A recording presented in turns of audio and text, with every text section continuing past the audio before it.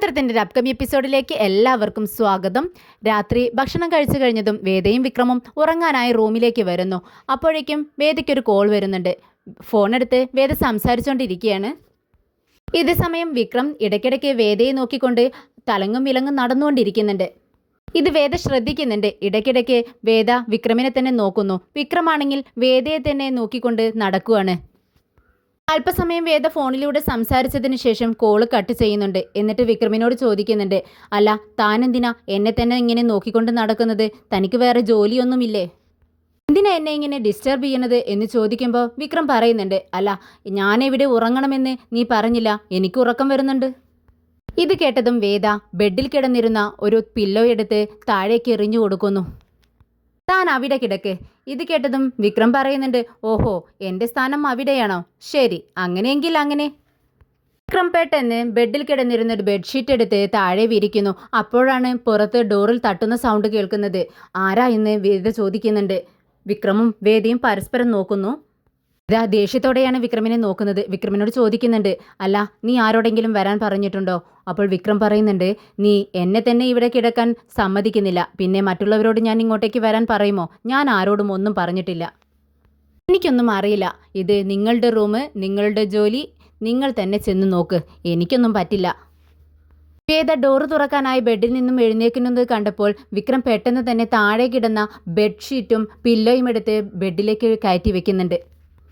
വേദ വാതിൽ തുറന്നു നോക്കിയതും വിക്രമിൻ്റെ കുറച്ച് ഫ്രണ്ട്സും അയൽപക്കത്തുള്ള കുറച്ച് ചേച്ചിമാരും അങ്ങോട്ടേക്ക് റൂമിലേക്ക് കയറി വരുവാണ്. ഒപ്പമുള്ളവരോട് വിക്രമിൻ്റെ ഫ്രണ്ട്സ് ഈ കട്ടിലെല്ലാം എടുത്ത് പുറത്തേക്ക് ഇടുന്നു എന്ന് പറയുന്നു. ഇത് കേട്ടതും വേദ ചോദിക്കുന്നുണ്ട്, എന്തിനാ നിങ്ങൾ അങ്ങനെ ചെയ്യുന്നത്? ഞങ്ങൾക്ക് കിടക്കാൻ നേരമായല്ലോ, എന്താ നിങ്ങൾ ചെയ്യുന്നതെന്ന് ചോദിക്കുന്നുണ്ട്. എന്നാൽ ഇതവരൊന്നും കേൾക്കുന്നില്ല. അവർ കട്ടിലെടുത്ത് പുറത്തേക്കിടുന്നു. പുറത്തുനിന്നും ഒരു ചെറിയ കട്ടിലെടുത്ത് അകത്തേക്കിടുന്നു. ആ കട്ടിൽ കണ്ടപ്പോൾ വേദ ചോദിക്കുന്നുണ്ട്, ഈ കട്ടിൽ ഞാൻ എവിടെയോ കണ്ടിട്ടുണ്ടല്ലോ, എനിക്ക് നല്ല പരിചയം തോന്നുന്നു. ഇത് കേട്ടതും വിക്രം പറയുന്നുണ്ട്, നിനക്ക് ഓർമ്മയില്ലേ വേദേ, മുത്തശ്ശിയോടൊപ്പം നമ്മൾ നാട്ടിൽ വന്ന സമയത്ത് മുത്തശ്ശിയുടെ വീട്ടിൽ നമുക്ക് ഫസ്റ്റ് നൈറ്റിൽ കിടക്കാൻ വേണ്ടി തന്ന കട്ടിലാണിത്. കേട്ടതും വേദയ്ക്ക് പഴയ കാര്യങ്ങളെല്ലാം ഓർമ്മയിൽ വരുന്നു. അയ്യോ ഇതൊന്നും വേണ്ട, ഇതെന്തിനാ ഇവിടെ കൊണ്ടുവന്നിട്ടിരിക്കുന്നത്, കൊണ്ടുപോ എന്ന് പറയുന്നുണ്ട് വേദ. എന്നാൽ വന്ന ചേച്ചിമാരൊന്നും അതിന് സമ്മതിക്കുന്നില്ല. അവർ പറയുന്നുണ്ട്, ഇല്ല അങ്ങനെയൊന്നും ഇതെടുത്ത് മാറ്റാൻ പറ്റത്തില്ല. നിങ്ങളുടെ മുത്തശ്ശിയുടെ ആഗ്രഹമായിരുന്നു നിങ്ങൾക്കൊരു കുഞ്ഞുണ്ടാവുക എന്നത്. ആ ആഗ്രഹം അവർക്ക് സാധിപ്പിച്ചു കൊടുക്കണ്ടേ? എന്തായാലും നിങ്ങൾ ഈ കട്ടിൽ തന്നെ കിടന്നാൽ മതി എന്ന് പറയുകയാണ്. ഇത് കേട്ടതും വേദ വിക്രമിനെ നോക്കുന്നുണ്ട്. എന്നാൽ വിക്രം തിരിഞ്ഞു നിന്ന് ചിരിക്കുകയാണ്. വിക്രം തന്നെയാണ് ഇവരെ കൊണ്ടെല്ലാം ഇതെല്ലാം ചെയ്യിക്കുന്നത്. എനിക്ക് ഇതിൽ കിടക്കാൻ പറ്റത്തില്ല, നിങ്ങൾ ഇതെല്ലാം എടുത്തുകൊണ്ട് പോയിക്കോളൂ എന്ന് വേദ പറയുമ്പോൾ വന്ന ചേച്ചിമാർ പറയുന്നുണ്ട്, നിങ്ങൾ സമ്മതിക്കണം പ്ലീസ്, ഇത് ഒരു ചടങ്ങായി മാത്രം കണക്കിലെടുത്താൽ മതി എന്ന് പറയുകയാണ്. ഇത് കേട്ടതും വേദ വിക്രമിനെ നോക്കുന്നുണ്ട്. എന്നിട്ട് പറയുന്നുണ്ട്, ശരി ഇത് ഒരു ചടങ്ങായി മാത്രം ഞാൻ കണക്കാക്കുന്നു, അതുകൊണ്ട് നിങ്ങൾ പറയുന്നത് പോലെ ഞാൻ ചെയ്തോളാം. എന്നിട്ട് വിക്രമിനെ നോക്കിക്കൊണ്ട് പതുക്കെ പറയുന്നുണ്ട്, വിക്രം ഇത് ഇവരുടെ എല്ലാം ആഗ്രഹത്തിന് വേണ്ടി മാത്രമാണ് ഞാനിതെല്ലാം അനുവദിക്കുന്നത്. പിന്നെ നീ എൻ്റെ മേൽ അധികാരമെടുക്കാം എന്ന് ചിന്തിക്കേണ്ട, അതങ്ങ് മനസ്സിൽ വെച്ചാൽ മതി. ഓ ശരി വേദേ എന്ന് പറയുന്നു. ഇനി ഞാൻ എന്ത് വേണമെന്ന് ആ ചേച്ചിമാരോട് വേദ ചോദിക്കുന്നുണ്ട്. എങ്ങ് വാ, ഈ ഡ്രസ്സെല്ലാം ചേഞ്ച് ചെയ്യണം, ഞങ്ങൾ തരുന്ന ഡ്രസ്സ് ഇത് ധരിക്കണം എന്ന് പറഞ്ഞുകൊണ്ട് വേദയെ അങ്ങ് പുറത്തേക്ക് കൊണ്ടുപോവുകയാണ്. അപ്പോഴേക്കും വിക്രമിനെ നോക്കി വിക്രമിൻ്റെ ഫ്രണ്ട്സ് പറയുന്നുണ്ട്, വിക്രം നിനക്കും ഈ ഡ്രസ്സൊന്നും പോരാ, നിനക്കും ഞങ്ങൾ അടിപൊളി ഡ്രസ്സ് കൊണ്ടുവന്നിട്ടുണ്ട്, ഇതങ്ങ് ചേഞ്ച് ചെയ്തിട്ട് വാ എന്ന് പറയുമ്പോൾ വിക്രം ആ ഡ്രസ്സ് ധരിച്ചുകൊണ്ട് വരുവാണ്. വിക്രം അടിപൊളിയായി നല്ല വെള്ള വസ്ത്രം ധരിച്ചിട്ടാണ് വരുന്നത്. വിക്രമിൻ്റെ ഫ്രണ്ട്സ് വിക്രമിനോട് ചോദിക്കുന്നുണ്ട്, അല്ല ഇതെല്ലാം ഞങ്ങൾ എന്തിനാണ് ഏർപ്പാടാക്കിയതെന്ന് നിനക്ക് അറിയാമോ? ഇത് കേട്ടതും വിക്രം പറയുന്നുണ്ട്, അല്ല എൻ്റെ ഫസ്റ്റ് നൈറ്റിന് വേണ്ടിയല്ലേ. ഇത് കേട്ടതും വിക്രമിൻ്റെ ഫ്രണ്ട്സ് ചിരിക്കുന്നുണ്ട്. എന്നിട്ട് ചോദിക്കുന്നുണ്ട്, അല്ല വിക്രം നീ എന്താ വിചാരിച്ചു വെച്ചിരിക്കുന്നത്? നിങ്ങളുടെ വിവാഹം കഴിഞ്ഞ് 8 വർഷമായി, ഇനിയും ഫസ്റ്റ് നൈറ്റ് എന്ന് പറഞ്ഞാൽ ദേ ആ കിടക്കുന്ന കാട്ടിലുണ്ടല്ലോ, ആ കാട്ടിൽ എഴുന്നേറ്റ് നിന്ന് സൂയിസൈഡ് ചെയ്യും. ദാ പ്ലീസ് വിക്രം നീ എല്ലാം നാശിപ്പിക്കരുത്. ഞങ്ങൾ ആ വേദയുടെ കയ്യും കാലും പിടിച്ചാണ് ഇതിനെല്ലാം സമ്മതിച്ചു വെച്ചിരിക്കുന്നത്, നീ അതെങ്കിലും ചിന്തിക്കണമെന്ന് പറഞ്ഞ് തിരിഞ്ഞു നോക്കുമ്പോഴേക്കും വേദ അങ്ങോട്ടേക്ക് വരുന്നുണ്ട്. ദേ മിണ്ടാതിരിക്കെ, വേദ വരുന്നു എന്ന് വിക്രമിൻ്റെ ഫ്രണ്ട്സ് പറയുന്നുണ്ട്. വിക്രം തിരിഞ്ഞു നോക്കിയതും സാരി ഉടുത്ത് മുല്ലപ്പൂവൊക്കെ ചൂടി ഒരു സുന്ദരിക്കുട്ടിയായി വേദ അണിഞ്ഞൊരുങ്ങി വരുന്നു. ഇത് കണ്ടതും വിക്രം സ്വയം മറന്ന് വേദയെ തന്നെ നോക്കി നിൽക്കുന്നു. വിക്രമിൻ്റെ മുഖത്ത് സന്തോഷം കൊണ്ട് പുഞ്ചിരി വിരിയുന്നു. എന്നാൽ വേദയുടെ മുഖത്ത് ദേഷ്യം കൊണ്ട് ചുമന്നു തുടുക്കുന്നു. അവിടെ ഉണ്ടായിരുന്നൊരു മുത്തശ്ശി വേദയോട് പറയുന്നുണ്ട്, മോളെ ഇനി ചില ആചാരങ്ങൾ കൂടിയുണ്ട്, അതുകൂടി കഴിഞ്ഞാൽ നിങ്ങൾക്ക് റൂമിലേക്ക് പോവാം. ഇനിയും ആചാരങ്ങളുണ്ടോ? ഇനി എന്താ ഞാൻ ചെയ്യേണ്ടതെന്ന് വേദ ചോദിക്കുന്നുണ്ട്. ഉടനെ തന്നെ ആ മുത്തശ്ശി ഒരു കുടം കൊണ്ടുവന്ന് അതിൽ കുറച്ച് വെള്ളവും കുറച്ച് റോസാപ്പൂക്കളും ഇടുന്നുണ്ട്. എന്നിട്ട് തൻ്റെ കയ്യിലുണ്ടായിരുന്നൊരു മോതിരം ആ കുടത്തിലേക്ക് ഇടുന്നു. എന്നിട്ട് വേദയോടും വിക്രമിനോടുമായി പറയുന്നുണ്ട്, ദേ ഞാനിട്ട ഈ മോതിരമുണ്ടല്ലോ, അത് ആരാണോ ഫസ്റ്റ് തിരഞ്ഞെടുക്കുന്നത് ആ ആള് വിന്നറാവും. ഇത് കേട്ടതും വേദ പറയുന്നുണ്ട്, ഇതിൻ്റെയൊന്നും ആവശ്യമില്ല, എനിക്ക് പറ്റില്ല. ഇത് കേട്ടതും വിക്രം പറയുന്നുണ്ട്, ദേ ഇതൊക്കെ ഒരാചാരമാണെന്ന് അവർ പറഞ്ഞു, വേദേ ഇത് ചെയ്തേ പറ്റൂ, വാ നമുക്കിതിൽ പങ്കെടുക്കാം എന്ന് പറഞ്ഞുകൊണ്ട് വേദയെ അവിടെ പിടിച്ചിരുത്തുന്നു. വിക്രം കുടത്തിലേക്ക് കൈയിടുന്നുണ്ട്. എന്നാൽ വേദ അതിന് സമ്മതിക്കുന്നില്ല. വേദയോട് പ്ലീസ് വേദ എന്നിങ്ങനെ വിക്രം വേദയുടെ മുഖത്ത് നോക്കിക്കൊണ്ട് പറയുന്നുണ്ട്. അങ്ങനെ വേദ പെട്ടെന്ന് കുടത്തിൽ കൈയിട്ടുകൊണ്ട് മോതിരം തിരയുന്നുണ്ട്. എന്നാൽ ഇടയ്ക്കിടയ്ക്ക് വിക്രം വേദയുടെ മുഖത്തേക്ക് തന്നെ നോക്കുന്നുണ്ട്. വിക്രം ഒരു കള്ളച്ചിരിയോടുകൂടിയാണ് വേദയെ നോക്കുന്നത്. വേദയ്ക്കാണെങ്കിൽ അതൊട്ടും ഇഷ്ടപ്പെടുന്നില്ല. രണ്ടുപേരും മോതിരത്തിനായി തിരയുന്നുണ്ട്. അങ്ങനെ പതിവ് പോലെ തന്നെ വിക്രം വിൻ ചെയ്യുന്നു. വിക്രം മോതിരം തിരഞ്ഞെടുക്കുന്നു. ഇനിയും ഇതുപോലെയുള്ള ആചാരങ്ങളൊക്കെ ഇനിയും ഉണ്ടോ എന്ന് വിക്രം ചോദിക്കുന്നുണ്ട്. ഇത് കേട്ടതും ആ മുത്തശ്ശി പറയുന്നുണ്ട്, ഉണ്ടല്ലോ, ഒരുപാട് ആചാരങ്ങളുണ്ട്, നിങ്ങൾ അവിടെ ഇരിക്കുക എന്ന് പറഞ്ഞുകൊണ്ട് രണ്ടുപേരെയും അവിടെ പിടിച്ചിരുത്തുന്നുണ്ട്. മുത്തശ്ശി കുറച്ച് ചന്ദനം കൊണ്ടുവരുന്നുണ്ട്. എന്നിട്ട് പറയുന്നുണ്ട്, ദേ രണ്ടുപേരും ഇതിൽ നിന്നും കുറച്ച് ചന്ദനമെടുത്ത് പരസ്പരം കവിളിലും കയ്യിലും തേക്കണം. ഇത് കേട്ടതും വേദയ്ക്ക് ദേഷ്യം വരുന്നുണ്ട്. എന്നാൽ വിക്രമിന് വളരെ സന്തോഷം തോന്നുന്നുണ്ട്. എന്നിട്ട് പറയുന്നുണ്ട്, ആണോ മുത്തശ്ശി, അങ്ങനെ ചെയ്യണോ? ആരാ ഫസ്റ്റ് ചെയ്യണ്ടേ, ഞാനാണോ അതോ വേദയാണോ എന്ന് ചോദിക്കുകയാണ്. വേദ ദേഷ്യത്തോടെ വിക്രമിൻ്റെ മുഖത്തേക്ക് നോക്കുന്നുണ്ട്. എന്നിട്ട് പറയുന്നുണ്ട്, വേണ്ട മുത്തശ്ശി, അതിൻ്റെ ഒന്നും ആവശ്യമില്ല. ദേ പണ്ട് നമ്മുടെ മുത്തശ്ശിയൊന്നും ഇങ്ങനെയൊന്നും ചെയ്യിച്ചിട്ടില്ലല്ലോ, ഇതൊക്കെ എവിടെ നിന്ന് വന്ന ആചാരങ്ങളാ, ഇങ്ങനെയൊന്നും ഒരു ആചാരങ്ങളില്ല എന്ന് പറയാണ്. അവ മുത്തശ്ശി പറയുന്നുണ്ട്, ഉണ്ട് മോളെ, ഇതെല്ലാം ആചാരങ്ങളാണ്, ഓരോരോ നാട്ടിൽ ഓരോരോ മട്ടിലല്ലേ, ഇവിടെ ഇങ്ങനെയുള്ള ആചാരങ്ങളൊക്കെ ഉണ്ട്. മോള് ആദ്യം വിക്രമിൻ്റെ കവിളിൽ ഈ ചന്ദനം പൂശിക്കൊടുക്ക് എന്ന് പറയുകയാണ്. അങ്ങനെ അവരുടെ നിർബന്ധത്തിന് വഴങ്ങി വേദ അതിന് സമ്മതിക്കുന്നു. ആ മുത്തശ്ശിയുടെ കയ്യിൽ നിന്നും ആ ചന്ദനത്തിൻ്റെ ബോക്സ് വാങ്ങി അതിൽ നിന്നും കുറച്ച് ചന്ദനമെടുത്ത് വിക്രമിൻ്റെ കവിളിൽ ഒരു അടി അങ്ങ് വെച്ചു കൊടുക്കുകയാണ്. വിക്രമിന് ഷോക്കേറ്റതുപോലെയായി. വിക്രമിന് നല്ലവണ്ണം വേദനിച്ചിട്ടുണ്ട്. പക്ഷേ അത് മുഖത്ത് പ്രകടമാകുന്നില്ല. വിക്രമിന് അടി കിട്ടിയത് കണ്ട് വിക്രമിൻ്റെ ഫ്രണ്ട്സും മുത്തശ്ശിയും ചേച്ചിമാരും എല്ലാവരും വായ്പൊളിച്ച് നിന്നു പോവുകയാണ്. അവരെല്ലാവരും പരസ്പരം നോക്കുന്നുണ്ട്, എന്താ ഈ കുട്ടി ഭർത്താവിനെ ഇങ്ങനെ അടിക്കുന്നത് എന്ന് പറയുന്നുണ്ട്. ഇത് കേട്ട് പെട്ടെന്ന് വിക്രം അങ്ങ് ചിരിക്കുന്നുണ്ട്. എന്നിട്ട് അഭിനയിച്ചുകൊണ്ട് പറയുന്നുണ്ട്, ഞങ്ങൾ ഇങ്ങനെയാണ്, വീട്ടിലും ഇങ്ങനെയൊക്കെ തന്നെയാണ്. അവൾ സ്നേഹം കൂടുമ്പോൾ ഇങ്ങനെയാണെന്ന് പറയുന്നു. ഇത് കേട്ടതും വിക്രമിൻ്റെ ഫ്രണ്ട്സ് പറയുന്നുണ്ട്, സ്നേഹം കൂടുമ്പോൾ ഇങ്ങനെയാണെങ്കിൽ വിക്രം നിൻ്റെ കാര്യം കഷ്ടമാണല്ലോ എന്നിങ്ങനെ പറയുകയാണ്. അങ്ങനെ വിക്രം തൻ്റെ രണ്ട് കൈകളും നീട്ടിപ്പിടിക്കുന്നുണ്ട്. എങ്ങനെ കൈകളിലും എല്ലാം ചന്ദനം തേച്ച് കൊടുക്കുകയാണ്. അതിനുശേഷം ആ മുത്തശ്ശി പറയുന്നുണ്ട്, വിക്രം നിൻ്റെ ദേഹത്ത് ചന്ദനം പൂശി, ഇനി നീ വേദിയുടെ മുഖത്തും ചന്ദനം പൂശിക്കൊടുക്ക് എന്ന് പറയുമ്പോൾ വളരെ സന്തോഷത്തോടെ ആ ബോക്സ് വാങ്ങി അതിൽ നിന്നും ചന്ദനമെടുത്ത് ആദ്യം തന്നെ വേദയുടെ കൈകൾ പിടിച്ച് കൈകളിൽ തേച്ച് കൊടുക്കുകയാണ്. ഉടനെ വേദ പതുക്കെ വിക്രമിനോട് പറയുന്നുണ്ട്, അധികം തേക്കണ്ടാട്ടോ, കുറച്ച് മതി എന്ന് പറയുന്നു. എന്നാൽ അതൊന്നും വിക്രം ശ്രദ്ധിക്കുന്നില്ല. വിക്രം വളരെ ആസ്വദിച്ച് തന്നെ വളരെ ചിരിയോടുകൂടി ഒരു കള്ള പുഞ്ചിരിയോടുകൂടി തന്നെ വേദയുടെ കൈകളിൽ ചന്ദനമിട്ട് കൊടുക്കുന്നുണ്ട്. അതിനുശേഷം വേദയുടെ രണ്ട് കവിളിലും ചന്ദനം തേച്ച് കൊടുക്കുന്നു. അതിനുശേഷം വിക്രം അവരോട് പറയുന്നുണ്ട്, കഴിഞ്ഞല്ലോ, ആചാരങ്ങളൊക്കെ കഴിഞ്ഞോ എന്ന് ചോദിക്കുമ്പോൾ ആ മുത്തശ്ശി പറയുന്നുണ്ട്, ഈ ആചാരങ്ങളെല്ലാം കഴിഞ്ഞു, ഇനി ഒരേ ഒരു ആചാരം കൂടി മാത്രമുണ്ട്. എടാ വിക്രം, ഇനി നീ വേദയും കൊണ്ട് റൂമിലേക്ക് എടുത്തോണ്ട് പോ. ഇത് കേട്ടതും വേദ ഞെട്ടുന്നുണ്ട്. എന്താ മുത്തശ്ശി നിങ്ങളീ പറയുന്നത്? എന്നെ എടുത്തോണ്ട് പോവാനോ? വേണ്ട വേണ്ട, ഞാനതിന് സമ്മതിക്കില്ല എന്ന് പറയുന്നു. ഉടനെ ഇത് കേട്ടതും നമ്മുടെ വിക്രമിന് ഒരുപാട് സന്തോഷമാവാണ്. വിക്രം മുണ്ടങ്ങ് മടക്കി കുത്തി ഞാൻ റെഡി മുത്തശ്ശി എന്ന് പറഞ്ഞ് വേദയുടെ സമ്മതത്തിനൊന്നും വിക്രം കാത്തു നിൽക്കുന്നില്ല. പെട്ടെന്ന് വേദയെ രണ്ട് കൈകളും കൊണ്ട് അങ്ങ് പൊക്കിയെടുക്കുവാണ്. എന്നിട്ട് റൂമിലേക്ക് പോകുന്നുണ്ട്.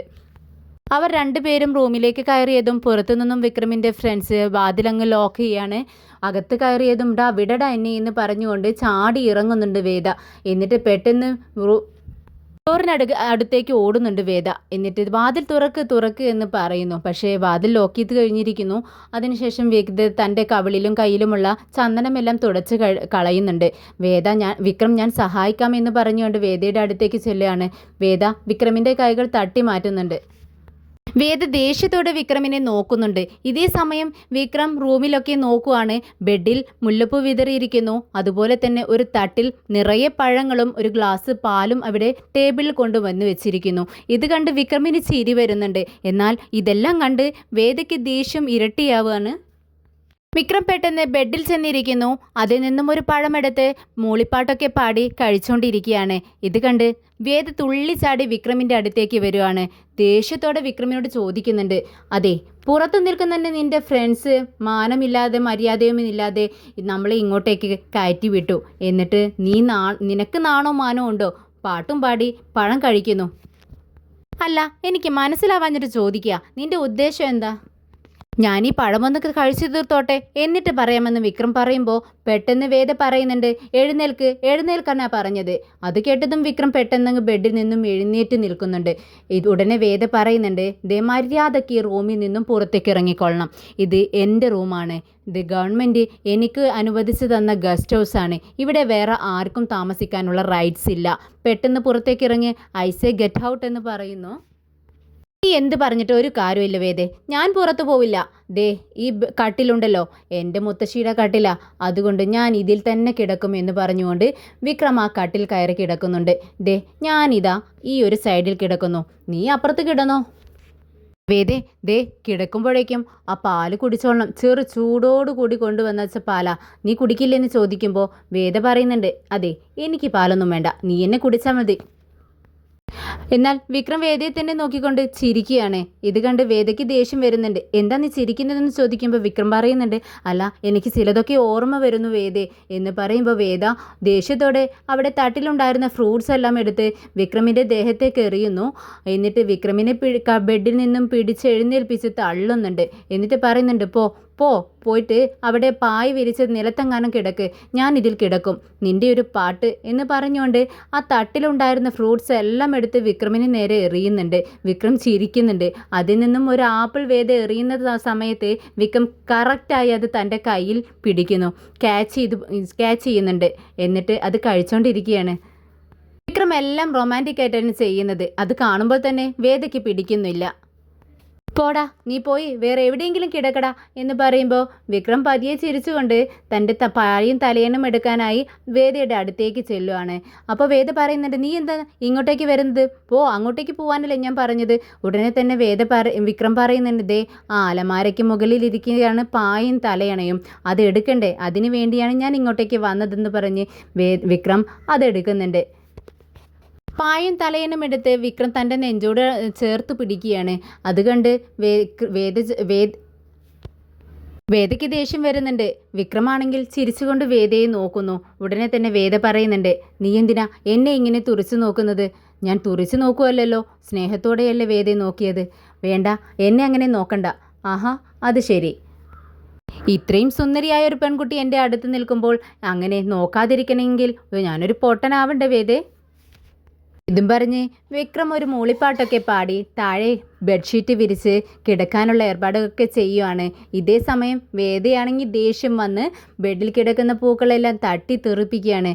എന്നാൽ വിക്രമാണെങ്കിൽ ബെഡിൽ കിടക്കുന്ന പൂക്കളെല്ലാം എടുത്ത് തൻ്റെ വിരിപ്പിലിങ്ങനെ വിതറുന്നുണ്ട്. എല്ലാം പാട്ടുപാടിയാണ് ചെയ്യുന്നത്. അങ്ങനെ രണ്ടുപേരും ഉറങ്ങാനായി കിടക്കുന്നു. എന്നാൽ വിക്രമിൻ്റെ പാട്ട് നിർത്തുന്നില്ല. വേദയ്ക്ക് കുറച്ച് സഹിക്കാനേ കഴിയുന്നില്ല. ചെവി പൊത്തി പിടിച്ച് കിടക്കുകയാണ്. എന്നിട്ടും വിക്രം പാട്ട് നിർത്തുന്നില്ലെന്ന് കണ്ടപ്പോൾ വേദ ദേഷ്യത്തോടെ പറയുന്നുണ്ട്, ഒന്ന് നിർത്താമോ, എനിക്ക് ഉറങ്ങണം. അത് കേട്ടപ്പോൾ വിക്രം മിണ്ടാതെ കിടക്കുന്നുണ്ട്. അല്പസമയം കഴിഞ്ഞതും രണ്ടുപേരും ഉറങ്ങുന്നുണ്ട്. എന്നാൽ നേരം വെളുത്തതും വേദ വിക്രമിനെ കെട്ടിപ്പിടിച്ച് കിടക്കുന്നതാണ് കാണുന്നത്. പുറത്തു നിന്നും ജനലിലൂടെ വെളിച്ചം കണ്ണിലടിക്കുമ്പോഴാണ് പതിയെ വേദ കണ്ണ് തുറന്നു നോക്കുന്നത്. കണ്ണു തുറക്കുമ്പോൾ വിക്രമിൻ്റെ മുഖമാണ് വേദ കാണുന്നത്. പെട്ടെന്ന് തലപൊക്കി നോക്കുവാണ്. അങ്ങ് എഴുന്നേറ്റ് ഒരു സൈഡിലേക്ക് മാറിയിരിക്കുകയാണ് വേദ. ഇനി ബെഡിലേക്ക് നോക്കുന്നുണ്ട്. എന്നിട്ട് വേദ മനസ്സിൽ ചിന്തിക്കുന്നുണ്ട്, താൻ എങ്ങനെ ഇവിടെ വന്നു? എന്നാൽ അതിനു മുന്നേ വിക്രം കണ്ണടച്ച് കിടക്കുകയാണ്.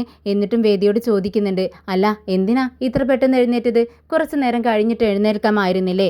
ഇത് കേട്ട് വേദ ചോദിക്കുന്നുണ്ട്, അല്ല നീ ഉറങ്ങിയില്ലേ? ഉറങ്ങാതെ കിടക്കുമായിരുന്നോ? ഇത് കേട്ട് വിക്രം പറയുന്നുണ്ട്, അതിന് നീ എന്നെ ഉറങ്ങാൻ സമ്മതിച്ചാലല്ലേ ഞാൻ ഉറങ്ങുക. ഞാൻ എങ്ങനെ ഇവിടെ വന്നു എന്ന് വേദ ചോദിക്കുമ്പോൾ വിക്രം പറയുന്നുണ്ട്, ദേ ആവശ്യമില്ലാതെ നീ എന്തിനാ ദേഷ്യപ്പെടുന്നത്? ഞാൻ നിന്റെ അടുത്തേക്കല്ലല്ലോ വന്നത്, നീ എൻ്റെ അടുത്തേക്കല്ലേ വന്ന് കിടന്നത്. അത് തന്നെയാണ് ഞാൻ ചോദിച്ചത്, ഞാൻ എങ്ങനെ ഇവിടെ വന്ന് കിടന്നു? എനിക്ക് ഓർമ്മയില്ല. ഇത് കേട്ടതും വിക്രം പറയുന്നുണ്ട്, അത് ഇന്നലെ യാത്ര ചെയ്ത് വളരെ ക്ഷീണിതയായതുകൊണ്ടായിരിക്കും. നീ രാത്രി ഉറക്കത്തിൽ ഇങ്ങനെ സുഡർ എന്ന് വിളിച്ചുകൊണ്ടിരിക്കുകയായിരുന്നു. ഞാൻ നോക്കുന്ന സമയത്ത് 1-2 തവണ നീ കട്ടിൽ നിന്നും വീഴാനായി പോകുന്നു. അതുകൊണ്ട് വീഴണ്ട എന്ന് വിചാരിച്ചാണ് നിന്നെ എടുത്ത് ഞാൻ ഇവിടെ കിടത്തിയത്.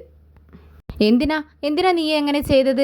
ഞാൻ വീണോട്ടെ, നിനക്കെന്താ എന്ന് ചോദിക്കുമ്പോൾ വിക്രം പറയുന്നുണ്ട്, നീ എന്ത് വിചാരിച്ചു ഞാൻ നിന്നെ എടുത്തുകൊണ്ട് ഇവിടെ കൊണ്ടുവന്ന് കിടത്തിയെന്നോ? അല്ല, നീ എണീറ്റിരുന്ന് നിന്നോട് പറഞ്ഞു നീ എഴുന്നേറ്റ് വന്ന് ഇവിടെ കിടന്നോ എന്ന്. അത് കേൾക്കേണ്ട താമസം നീ തന്നെയാ സ്വയം വന്ന് ഇവിടെ കിടന്നത്. നീ സത്യം തന്നെയാണോ ഈ പറയുന്നതെന്ന് ചോദിക്കുന്നുണ്ട്. ഇത് കേട്ട് വിക്രം പറയുന്നുണ്ട്, ഞാൻ സത്യം തന്നെ പറയുന്നത്, പിന്നെ സത്യം ചെയ്തു തരാനൊന്നും എന്നെക്കൊണ്ട് പറ്റത്തില്ല. എന്നാലും ഇന്നലെ രാത്രിയായി നീ എന്നെ ഉറക്കിയിട്ടില്ല, അതുകൊണ്ട് എനിക്ക് നല്ല ഉറക്കക്ഷീണമുണ്ട്, ഞാൻ കുറച്ചു നേരം കിടന്ന് ഉറങ്ങട്ടെ എന്ന് പറഞ്ഞുകൊണ്ട് വിക്രം തിരിഞ്ഞു കിടന്ന് ചിരിക്കുകയാണ്. എന്നാൽ വേദയ്ക്ക് ഇവൻ പറയുന്നത് കേട്ട് ആകെ ടെൻഷൻ ആവുകയാണ്. വേദ മനസ്സിൽ ചിന്തിക്കുന്നുണ്ട്, ഇവൻ പറയുന്നതൊക്കെ സത്യമായിരിക്കുമോ, എന്തെങ്കിലുമൊക്കെ സംഭവിച്ചു കാണുമോ എന്നിങ്ങനെ മനസ്സിൽ ചിന്തിക്കുകയാണ്. എന്നിട്ട് എഴുന്നേൽക്കുന്നുണ്ട്. വിക്രമിൻ്റെ കാലിലേക്ക് നല്ലൊരു ചവിട്ട് വെച്ച് കൊടുത്ത് വേദ അങ്ങ് പോവുന്നുണ്ട്. എന്നാൽ വിക്രം ഹാ എന്ന് പറഞ്ഞുകൊണ്ട് കാലങ്ങ് വലിക്കുന്നുണ്ട്. എന്നിട്ട് തിരിഞ്ഞു നോക്കുന്നുണ്ട് വേദയെ. എന്നിട്ട് പൊട്ടിക്കളി എന്ന് പറയുവാണ്. വേദ പുറത്തേക്ക് ഇറങ്ങുന്ന സമയത്ത് അവിടെ എല്ലാവരും കൂടി വലിയൊരു ഐസ് ബാർ എടുത്ത് കട്ട് ചെയ്ത് വെള്ളത്തിലിട്ട് വെച്ചിരിക്കുക എന്നതൊക്കെയാണ് കാണുന്നത്. ഇത് എന്തിനാണെന്ന് ചോദിക്കുന്നുണ്ട്. ഇന്നൊരുപാട് ഗസ്റ്റൊക്കെ വരുന്നതല്ലേ, അവർക്കെല്ലാം ജ്യൂസ് കൊടുക്കാൻ വേണ്ടി ആണെന്ന് പറയുന്നു. എന്നാൽ ഞങ്ങളിപ്പോൾ വരാം എന്ന് പറഞ്ഞുകൊണ്ട് അവർ അപ്പുറത്തേക്ക് പോകുന്നുണ്ട്. എന്നാൽ വേദയ്ക്കൊരു ബുദ്ധി തോന്നുകയാണ്. പെട്ടെന്ന് അതിൽ നിന്നും ഒരു ബക്കറ്റ് വെള്ളം എടുക്കുകയാണ്. വേദ പതിയെ ഈ വെള്ളം കൊണ്ടുപോയി ഉറങ്ങിക്കിടക്കുന്ന വിക്രമിൻ്റെ തലയിലൂടെ ഒഴിക്കുന്നു. വിക്രം ഞെട്ടി എഴുന്നേൽക്കുന്നു. ഏയ് നീ എന്താ വേദ ഈ ചെയ്യുന്നതെന്ന് ചോദിക്കുമ്പോഴേക്കും വെള്ളം ഒഴിച്ചതിന് ശേഷം ആ ബക്കറ്റ് വിക്രമിൻ്റെ തലയിലൂടെ കമഴ്ത്തുന്നുണ്ട്. വേദയാണെങ്കിൽ പെട്ടെന്ന് തന്നെ തിരിഞ്ഞ് പുറത്തേക്ക് പോകുന്നു. ബക്കറ്റ് തലയിൽ നിന്നെടുത്ത് വിക്രം നോക്കുന്ന സമയത്ത് വേദയെ കാണുന്നില്ല. വിക്രമിന് ഒരുപാട് ദേഷ്യം വരുന്നുണ്ട്. ഇതേ സമയം കമലാമ്മയും വിഷവും നന്ദിനിയും ശ്രീജയുമൊക്കെ ഉത്സവത്തിന് പങ്കെടുക്കാനായി റെഡിയായിക്കൊണ്ടിരിക്കുകയാണ്. വിഷത്തോട് കമലാമ്മ പറയുന്നുണ്ട്, വിഷ കുടുംബക്ഷേത്രത്തിലെ ഉത്സവമല്ലേ, അവിടെ ചടങ്ങുകളെല്ലാം ചെയ്യേണ്ടത് നീയാണ് എന്ന് പറയുമ്പോൾ വിഷവും ശ്രീജയുമൊക്കെ പരസ്പരം നോക്കുന്നുണ്ട്. നമ്മുടെ വിനയനും ഞെട്ടുന്നുണ്ട്. അമ്മ കാര്യങ്ങളൊന്നും അറിഞ്ഞിട്ടില്ലല്ലോ, അമ്മയോടൊന്നും പറഞ്ഞിട്ടില്ലല്ലോ എന്നിങ്ങനെ മനസ്സിൽ ചിന്തിക്കുകയാണ് വിഷം. ഇനി എന്ത് ചെയ്യുമെന്ന് വിചാരിക്കുമ്പോഴേക്കും കമലാമ്മ വീണ്ടും പറയുന്നുണ്ട്, എന്താ ശ്രീജയ നീ ഇങ്ങനെ തുറിച്ചു നോക്കിക്കൊണ്ടിരിക്കുന്നത്? നല്ല സാരി ഉടുക്കണം, കണ്ടില്ലേ, നല്ല ഡ്രസ്സ് ധരിച്ച് വേണം നമുക്ക് അങ്ങോട്ടേക്ക് പോവാൻ, എല്ലാവരും ഉണ്ടാവുന്നതാണ് എന്ന് പറയുമ്പോഴേക്കും നന്ദിനി അങ്ങോട്ടേക്ക് വരുന്നുണ്ട്. എന്നിട്ട് കമലാമ്മയോട് പറയുന്നുണ്ട്, അമ്മേ ഇവർ 3 പേരും കൂടി അമ്മയുടെ തലയിൽ മഞ്ഞളരച്ച് വെച്ചിട്ടാണ് ഇങ്ങോട്ടേക്ക് കൂട്ടിക്കൊണ്ട് വന്നിരിക്കുന്നത്. എന്താ നന്ദിനി നീ ഇങ്ങനെ മര്യാദയില്ലാതെ സംസാരിക്കുന്നത്? ഇവിടെ ഉള്ളവരെല്ലാവരും നിനക്ക് വയസ്സിന് മൂത്തതാണെന്ന് നിനക്ക് അറിയില്ലേ? മിണ്ടാതിരിക്കുക. പിന്നെ നീ എടുക്കാനുള്ള സാധനങ്ങളെല്ലാം എടുക്ക്, എന്നിട്ട് പെട്ടെന്ന് നമുക്ക് അമ്പലത്തിലേക്ക് പോകാം എന്ന് പറഞ്ഞുകൊണ്ട് നമ്മുടെ കമലാമ്മ പെട്ടെന്ന് എഴുന്നേൽക്കുകയാണ്. അപ്പോൾ തന്നെ വിനയനും വിഷുവൊക്കെ കവറെല്ലാം എടുത്തുന്നുണ്ട്. എന്നിട്ട് വിനയൻ പെട്ടെന്ന് നന്ദിനിയുടെ കയ്യിൽ പിടിച്ചുകൊണ്ട്, വാ നന്ദിനി, അമ്മ പറഞ്ഞത് കേട്ടില്ലേ, നമുക്ക് പോവാമെന്ന് പറഞ്ഞുകൊണ്ട് നന്ദിനിയുടെ കൈ പിടിച്ച് പുറത്തേക്ക് ഇറങ്ങാൻ വേണ്ടി നോക്കുകയാണ്. എന്നാൽ കുതറി മാറുന്നുണ്ട് നന്ദിനി. എന്നിട്ട് പറയുന്നുണ്ട്, അമ്മയ്ക്കൊരു കാര്യം അറിയാമോ? പിന്നെ അമ്പലത്തിൽ ചെന്നാൽ അവിടെ ചടങ്ങുകൾ ചെയ്യുന്നത് അമ്മയോ വിശ്വേട്ടനോ ഒന്നുമല്ല, അവിടെ മര്യാദ ലഭിക്കുന്നത് നമ്മുടെ വേദയ്ക്കാണ്. പെട്ടെന്ന് ഞെട്ടിത്തെറിച്ചു പോവുകയാണ് കമലാമ്മ. അങ്ങ് എഴുന്നേറ്റ് നിന്നിട്ട് നന്ദിനിയോട് ചോദിക്കുന്നുണ്ട്, എന്താ നന്ദിനി നീ പറഞ്ഞത് സത്യമാണോ? ഇത് കേട്ടത് നന്ദിനി പറയുന്നുണ്ട്, അതെ അമ്മേ, ഞാനാണ് സത്യം, എൻ്റെ അമ്മയും അച്ഛനാണ് സത്യം. എന്തിനു പറയുന്നു? നിങ്ങളുടെ ഈ മകനുണ്ടല്ലോ, എൻ്റെ ഭർത്താവ്, അദ്ദേഹമാണ് സത്യം എന്ന് പറഞ്ഞുകൊണ്ട് വിനീൻ്റെ തലയിൽ തൊട്ട് നന്ദിനി പറയുന്നുണ്ട്, ഞാൻ പറഞ്ഞത് സത്യമാണ്, ആ വേദയ്ക്കാണ് അവിടെ മുൻഗണന ലഭിക്കാൻ പോകുന്നത്, അല്ലാതെ അമ്മയ്ക്കോ വിശ്വേട്ടനോ ഒന്നുമല്ല. കമലാമ്മ ദേഷ്യത്തോട് വിഷത്തോട് ചോദിക്കുന്നുണ്ട്, എന്താടാ വിഷം? ഇവൾ പറയുന്നത് സത്യമാണോ? നിങ്ങൾ എന്നിൽ നിന്നും എന്താണ് മറയ്ക്കുന്നതെന്ന് ചോദിക്കുമ്പോൾ വിഷം പറയുന്നുണ്ട്, അതെ അമ്മേ, വേദയ്ക്കാണ് എല്ലാ ആചാരങ്ങളും ചെയ്യാനുള്ള അവകാശമെന്ന് മുൻപ് അച്ഛൻ പറഞ്ഞിട്ടുണ്ട്. അച്ഛൻ്റെ പ്രകാരമാണ് ഇതെല്ലാം ചെയ്യുന്നത്. ഇത് കേട്ടതും കമലാമ്മയ്ക്ക് ദേഷ്യം വരുവാണ്. എന്താടാ നീ പറഞ്ഞത്? അതിന് ഇങ്ങനെയൊക്കെയാണ് ചെയ്യുന്നത്? എന്നിൽ നിന്നും ഇതെല്ലാം മറച്ചു വെക്കണോ? എന്തിന് നിങ്ങളിത് മറച്ചു വെച്ചു എന്ന് ചോദിക്കുമ്പോൾ ശ്രീജ വളരെ ദയനീയമായി കമലാമ്മയെ നോക്കിക്കൊണ്ട് പറയുന്നുണ്ട്, അത് അമ്മേ, പലവട്ടം അമ്മയോട് പറയണമെന്ന് ചിന്തിച്ചതാണ്. പക്ഷേ അമ്മ എങ്ങനെ പ്രതികരിക്കുമെന്ന് അറിയാത്തതുകൊണ്ടാണ് ഞങ്ങൾ മിണ്ടാതിരുന്നത്. അമ്മ ഞങ്ങളോട് ക്ഷമിക്കണമെന്ന് ശ്രീജ പറയുന്നുണ്ട്. എന്നാൽ അമ്മയ്ക്ക് ക്ഷമിക്കാൻ കഴിയുന്നില്ല. ദേഷ്യം കൊണ്ട് കലി തുള്ളി നിൽക്കുകയാണ് കമലാമ്മ. വളരെ സങ്കടത്തോടെ കരയുന്നുണ്ട്. എന്നിട്ട് വിശ്വത്തോട് പറയുന്നുണ്ട്, അപ്പോൾ നിങ്ങളെല്ലാം എനിക്ക് വില കൽപ്പിക്കുന്നത് ഇത്ര മാത്രമേ ഉള്ളൂ അല്ലേ? ഇപ്പോഴാണ് നിങ്ങളെ എല്ലാവരെയും എനിക്ക് മനസ്സിലായി. എന്തിനാടാ ഞാൻ നിങ്ങളെയെല്ലാം ഇങ്ങനെ വളർത്തി വെച്ചതെന്ന് ചോദിക്കുന്നുണ്ട്. ഇത് കേട്ട് വിശ്വം പറയുന്നുണ്ട്, എന്താ അമ്മ ഇങ്ങനെയൊക്കെ സംസാരിക്കുന്നത്? അമ്മ ഇങ്ങനെയൊന്നും പറയാതെ. അമ്മ വിഷമിക്കുമെന്ന് ഞങ്ങൾക്ക് അറിയാമായിരുന്നു. അതുകൊണ്ടാണ് അമ്മയോട് ഞങ്ങളൊന്നും പറയാതിരുന്നത്. പറയണമെന്ന് ചിന്തിച്ചതാണ്. അപ്പോഴേക്കും നന്ദിനി പറയുകയും ചെയ്തു.